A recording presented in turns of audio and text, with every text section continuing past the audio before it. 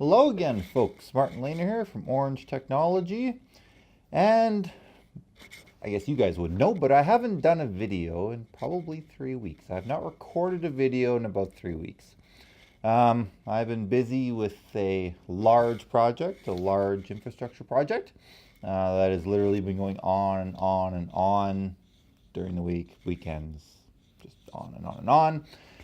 And I have not had the chance to make a video. Now, I guess you guys wouldn't really notice that because I only publish videos on Mondays, Wednesdays, and Fridays. And the reason for that is because I have limited internet bandwidth. My internet speeds are great, but my usage is not so great. So I get about, what do I get? About 100 gigs a month of transfer. I think it's actually 110 a month. Which really is not that much when you consider all the things that we do online, our online world these days. So based on that, I can these videos are shot in 720p, 30 frames per second. For those that are curious, I am using my smartphone. I use a BlackBerry Priv smartphone. That is a great smartphone.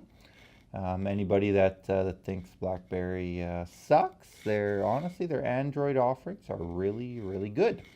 So I use that to record these videos, and they wind up being about 3 gigs in size. So when I upload these, it's 3 gigs out of my 110. So you think about how many videos that I upload. If I were to do that every single day, that would basically be, if I were to do that every single day of the month, that would basically be my usage cap. For the whole month. So that is not really something that's feasible. So I do uploads on Mondays, Wednesdays, and Fridays. So because of that, because I'm only doing 3 videos a week, I try to record more videos. So I always have something to upload. So when I run into a situation where literally I have to go for a 3-week stretch on a major project, I don't have time to do these videos, that's all right because I have a bunch of videos that I'm uploading anyway. So for me, I've not done a video in 3 weeks. For you guys, you will see this in this video. You'll probably see in about 2 weeks.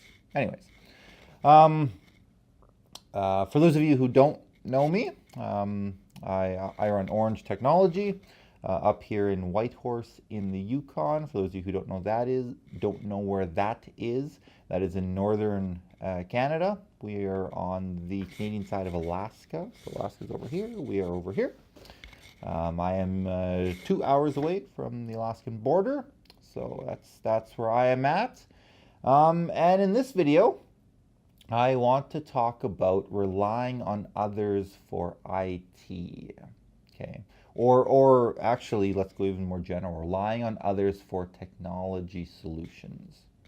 Technology solutions. I like to use the word technology solutions as opposed to IT because IT is kind of a little bit focused. It's a little bit specific. I like technology solutions. I actually don't care if the solution is the cloud. I don't care if the solution is on-premise. I don't care if the solution is mobile. It doesn't matter to me at all what it is. If it makes sense for my clients, I will recommend it and I will use it.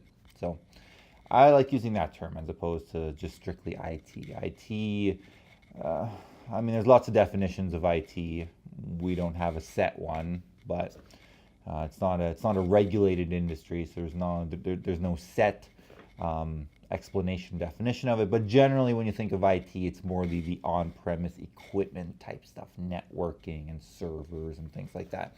So, anyways, I like using the term technology solutions because that is all encompassing. So, relying on others for technology solutions. This can be a tricky subject. I'll use an example of this large project that I'm working on. There's a lot of parts and a lot of people involved in this project. Okay, it's not just me. So I had to rely on one group to provide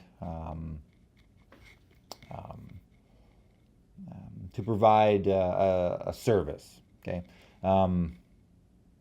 Yeah, I'm just thinking, how am I going to explain this without disclosing who the client is or what's going on. Because again, I like to use real world examples that I have experience in, but of course I don't want to actually tell you who my clients are, exactly what's going on. I mean, there's confidentiality there and all kinds of stuff, right? So anyways, so we were relying on another third party to provide this particular service. And this was actually a service for connectivity between two physical buildings, okay? Long story short, we had to use this third provider. There's reasons for it. There's technological reasons for it, and there's also business reasons for it. But we had to rely on this third party. So this third party had to link up these two buildings so they could talk to each other, and they did so, and it seemed to work. I tested it. I put a laptop on either end. I tested it, and it seemed to work fine. And so we went ahead with our infrastructure migration, all this stuff, and we had some weird problems. It's really weird problems. We had some very random high latency issues, almost like the connection was bottlenecking regularly. And I really didn't understand what was going on because we only had a limited amount of services on either end, because as we were moving the infrastructure over, we were making sure not to move it all at once, but just to move a few select things, add a couple things, make sure everything is still working as expected. This is very important. Whenever you're doing a mass migration, a cutover, a network change, anything like that, you always want to make sure that you test. Start by testing one machine, then you test 5 machines, then you test 15 machines. Do not move hundreds of computers at once, just moving them. Don't do that, because you have no idea what's going to happen. And if something bad happens, it's just going to be a huge mess. And the last thing you want to have to do is to roll back. Rolling back is an important thing. You have to know how to roll back, absolutely. But it looks really bad. Rolling back is a last ditch. This really went sideways. I have no choice to keep things running. You roll back. Rolling back should not be the first thing, rolling back should not be, number 5 on a list of 15 things you can do, right? It should be the very last thing, and really, it should really never happen, because ideally you should have gone and tested everything and made sure it all works and this and that. Sometimes there are unforeseen things that you have no control over, or you couldn't test or predict. Yes, I understand those things happen. That's when you can roll back. But rolling back should be your very last thing. So anyways, I had a number of things on this new connection, and it seemed to be bottlenecking, right? I was getting weird latency. I was getting at really strange times in the day as well, right? And some of the users that were using systems that were on the new connection said for the most part it worked, but sometimes things would drop out randomly, and it would be at random times of the day, and it just a bunch of stuff that didn't make any sense. So I was troubleshooting. I was doing speed tests. I was doing latency tests. I was testing and testing. Finally, just totally randomly. Honestly, it was totally random. I went into a switch actually, and I had a look at the port that was providing the uplink connectivity between the two locations, and I realized that the link was running at 100 megabits per second, which was fine, but it was running at half duplex. Now, for those of you who don't understand what duplex is, it's not something that's talked about much anymore. Communication is in the Ethernet world. Communication is virtually all full duplex. I'll briefly explain what half and full is. Duplex is the communication of send and receive. Okay, So in Ethernet and TCP/IP, you have send and you have receive, okay, in and out. So when you are receiving information from the internet, you are receiving, right? When you are sending information, sending an email, for example, that is sending. So transmit and receive, right? In if you think of it like the voice world, full duplex is, let's say you're on a cell phone call with someone else who's on a cell phone. A cell phone is full duplex. You can talk, the other person can hear, and the other person can talk and you can hear at the same time. So you can talk over each other. You can interrupt each other and talk, and you'll both hear each other at the same time, right? That's full. Half is, let's say you have two-way radios, okay? Those FRS, the Family Radio Service band, the license-free band. You go to Radio Shack or Best Buy or whatever and buy handheld radios for $100 or whatever. Those are half. So if you have a pair of those, one person can push the talk button and talk, and the other person can hear. But the other person, while the one person is talking and they are transmitting, the other radio can receive, but it cannot transmit at the same time. So while that person is talking, you can't press the talk button and talk over them. It won't work. Nothing will happen, right? So that is one way at a time communication, send or receive. So that's half duplex. Now, you can imagine if you have a 100 megabit per second link, which is what this particular link was, you can imagine if you have full duplex, you can send and receive, transmit and receive at the same time. If you have half, you can only send or receive. You can't do both at the same time. Now, the only time that would really be an issue, like if you have one computer, okay, think about this. If you have one computer and you're using that computer, there's a lot of chatter and overhead and things in the TCP/IP protocol and in Ethernet communications. But let's just strip all that out because it's all background. Let's focus on what the user experience would be, right? User opens their web browser, okay? Comes up with a blank page, new tab page. What do you want to do? User writes in google.ca, okay? Google.ca and hits enter. The computer now sends a request. So it transmits a request to the internet, to whatever your router is, whatever. I would like to get google.ca. The router then responds with google.ca and delivers it back to the workstation. There's a lot of stuff that actually happens. It's more than that, but essentially that's what happens, okay? If you have one computer and that's all you're doing, no problem. Pretty much no problem, right? If you have full or half duplex, you're not going to see much of a difference with basic web browsing like that. Where you will run into some issues is, let's say you have 2 computers or 3 computers, and one asks for Google, and then 2 seconds later the other computer asks for Gmail, okay, and the third computer asks for, I don't know, weather, right, weather site or whatever. While if that second computer is asking to get that website at the same time that google.ca, the website that the first computer asked, is being returned, then that second computer has to wait until their outbound request can be made. Again, because there's a traffic jam, right? It's one lane, send and receive, it's a one-way road. So stuff is coming in for the first computer. The second computer has to wait until they can get their request out. And that's where you start experiencing, strange random high latencies and things like that.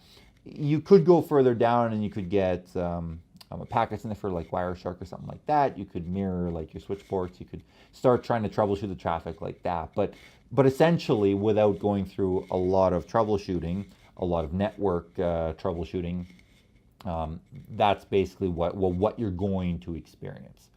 And again, it's a weird issue because people will say, well, you know, it was really hard getting to Gmail that one time, but then I tried it 5 times after and it was perfectly fine.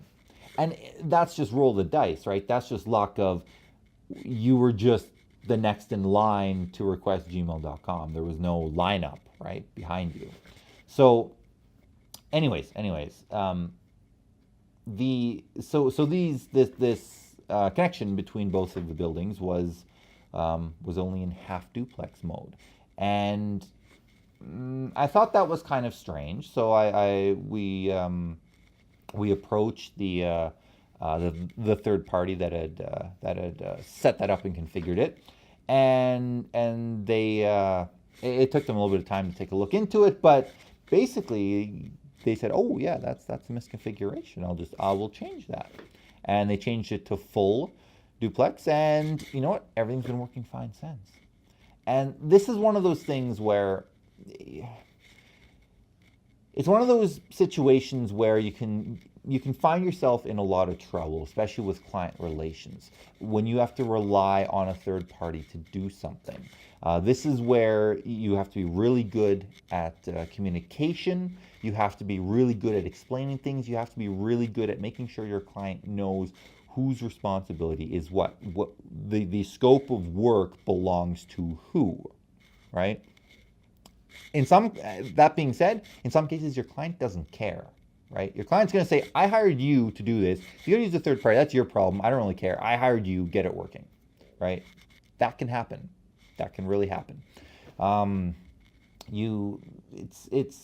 It's really tough. It's a really tough situation. It's not something, you know, I can tell you definitively how to solve in this 30-minute video or however long this video winds up being, but it is something that is a challenge, and quite frankly, it will become a larger and larger challenge. With all of these cloud services that are popping up, with all of these hosted things, everything from hosted VoIP to hosted file sharing at Dropbox or whatever, Box or any of those services, to you know, things like Evernote. I mean, you know, Notepad in the cloud.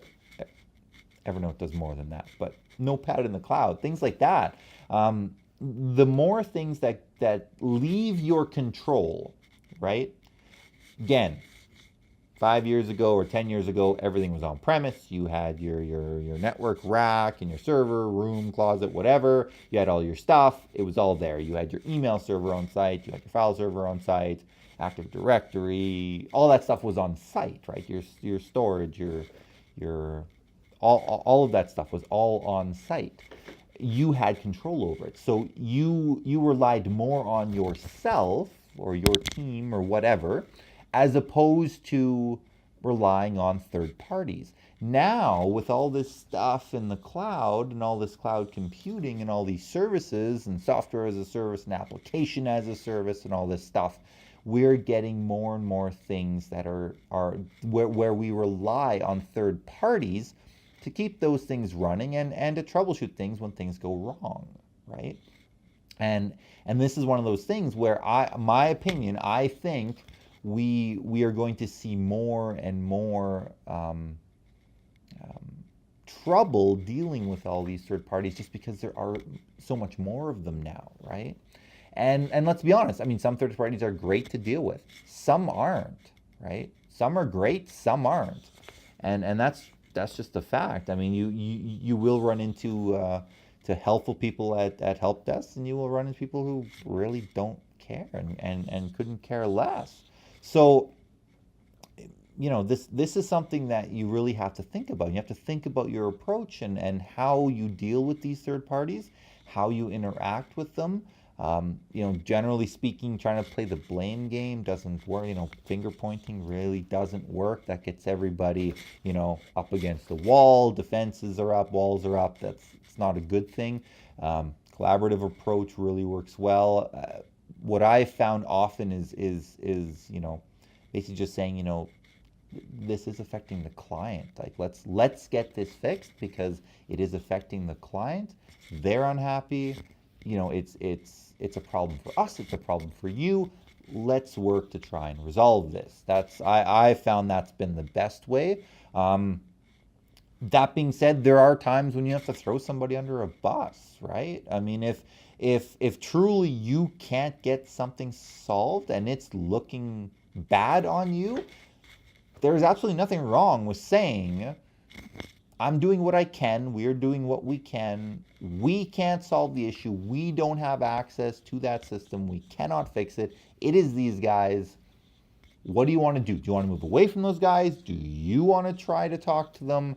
You know, I'm always a fan, especially dealing with third parties, is do as much as you can in writing, because then if you're going back and forth with somebody and they either don't care or they can't fix the issue or they basically tell you to screw off, you can always forward that email chain to your client and go, look, we have tried to deal with this, they don't want to fix it, here is the email chain, you know, what do you want to do? Do you want to move services? Do you want to go at them? And then if your client chooses to approach the company, they can take that email chain and go, God, like this is not acceptable, right? So I'm always a fan of doing things by writing. I don't generally like doing things on the phone. I will do things on the phone. It depends. Again, it really depends on what's going on, what the particular situation or incident is. But for the vast majority, I prefer to do things in writing for this reason. You know, I mean, in this particular case, again, we were able to get it switched from half duplex to full. It was simply a setting. It was just a setting that was wrong. It was done, and everything seems to be working better. There are still the odd issues here and there that I have to look at, but for the most part, everything is working better. But again, this is something where the massive project of infrastructure change, it's my project, it's my company's project, but I have to rely on this third party for this particular part of it. It's a very small part of the overall project, but if it's not done right, it affects the entire project. And basically, I mean, if we were told it's half and it's going to be half and that's it, the project basically dies. I mean, the project basically would have died on the floor at that point. Again, I can't explain that much about how or why, or et cetera, but the project really hinged on being able to do, you know, full duplex communication, which, by the way, is standard. That's the other thing is you know, and I'll probably do another video on this a bit later on, but do not assume things. Do not assume that the communication will be bidirectional simultaneously. It should be. I mean, I have not seen half duplex. I've been working in technology for basically a decade. Actually, just over a decade now. I have been doing it myself. I mean, I have been running Orange Technology for 6 years now, and honestly, I have never seen an Ethernet communication link specifically set to half duplex for a particular reason where it could not be set to full. I just haven't seen it. Not in Ethernet. I've seen it once in, it was a parallel port, serial port. Maybe those are natively only one way at a time. I actually don't remember. It was some legacy system that I had to look at because, you know, there was movement to a new system, and I actually don't even remember. Technology is funny. I mean, I don't even know if a parallel port is one-way communication at a time. I actually don't know. I have no idea. Quite frankly, I don't care because I haven't seen a parallel port in, again, probably a decade, right? I know some people probably get a little bit snooty with me about that. You know, how can you be a technology professional and not know something as simple as is a parallel port or a serial port able to do two-way communication simultaneously? But honestly, I don't deal with it, right? And this is kind of what's happening in the IT world, in in the technology solutions world, right, but in the IT world specifically, this is what's happening. These things are becoming outdated. It doesn't matter, right? It simply doesn't matter anymore. You know, a lot of people going through like the A+ program. There's a couple of people I know that are going through the A+ program, and they would probably chastise me left, right, and center for this. But again, it's not relevant, right? I plug a printer and the printer works. Nobody cares, right? Do I actually care if USB can go both ways at the same time? Does it actually matter, right? It just works.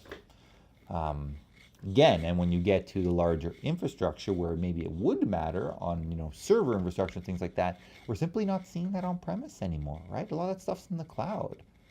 I mean, if you have some web application, if you have internet access and it's working properly, doesn't matter, right? Who cares about bidirectional or what happens in the server room where that web application's hosted?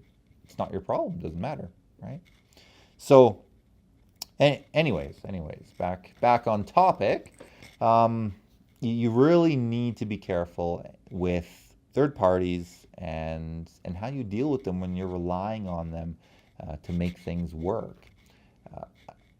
And again, I mean, it's my opinion, but I think we're going to see more and more of this as more things transition out of our physical control.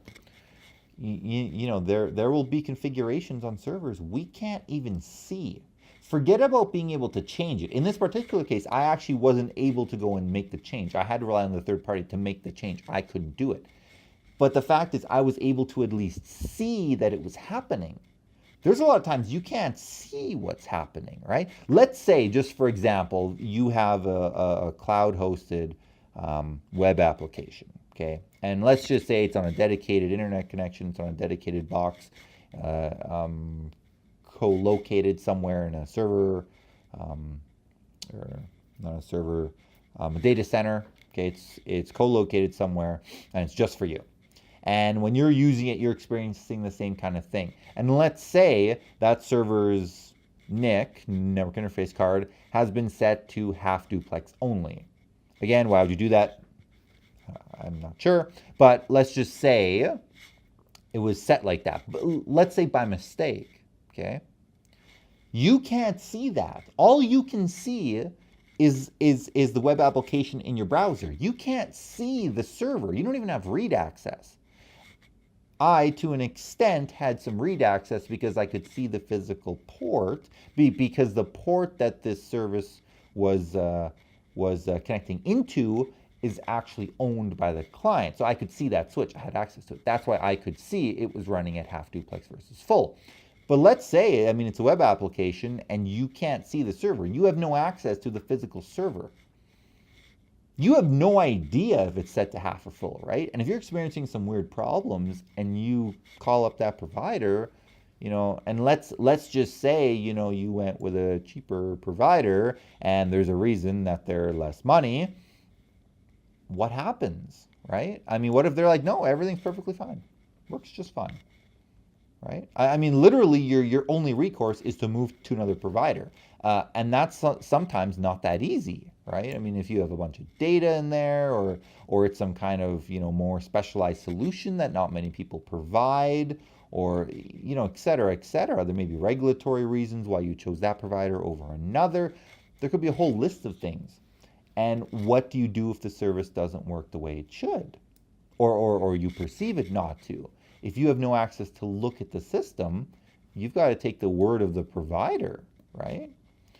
So, yeah, I mean, it's going to be challenging. It's going to be more and more challenging. Again, in my opinion, we're going to see more and more of this, and it's something we need to think about. It's something you need to think about how you approach, how you deal with these third parties. You have to have a strategy. I mean, one of the things I always do before I try a new third party out, I always talk to them, right? I always talk to not just the sales guys, because the sales guys will give you a huge spiel, right? If it's a new, let's say, firewall vendor, let's just say, I'll buy one firewall and then I'll submit some trouble tickets on it, on things that don't work properly, or I think should work a different way, or whatever. I will submit some trouble tickets and I'll see what the support's like, right? Because the sales guy selling you the stuff, he's not going to fix it for you. Okay? He's not going to help you with that. He's going to give it to their support team. And if a support team's no good, he's not going to tell you the support team's no good. He's paid to sell the product, right? He's paid to make sure more product goes out the door every quarter, right? That's it. Every 3 months, he's got to up the amount of stuff going out the door.